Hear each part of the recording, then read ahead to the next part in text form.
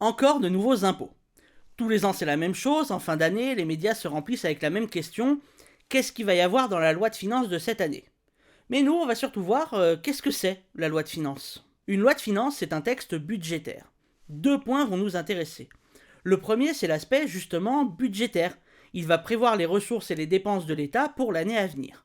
En gros, on voit combien on risque de gagner et combien on va dépenser dans l'éducation, l'armée, la justice, etc. C'est la première fonction. Le second aspect, c'est la fiscalité. Même s'il peut y avoir des textes fiscaux publiés tout au long de l'année, la loi de finances va être quand même le gros moment pour savoir s'il y aura de nouveaux impôts, est-ce qu'on va modifier ce qui existe, etc.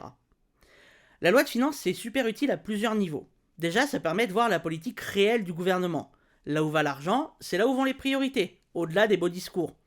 Ensuite, ça permet de savoir à quelle sauce fiscale on va être mangé et à quoi vont ressembler les repas de Noël avec le tonton bourré et son avis fin et délicat sur les niches fiscales. Enfin, la loi de finances, c'est un moment où on s'interroge sur des questions importantes d'égalité, de justice sociale et fiscale, bref, où on peut faire de la politique. Même si parfois ça vire un peu au cirque ou au combat de coq. Bref, la loi de finances, elle n'est pas encore passée, mais au moins vous savez ce que c'est. La bise.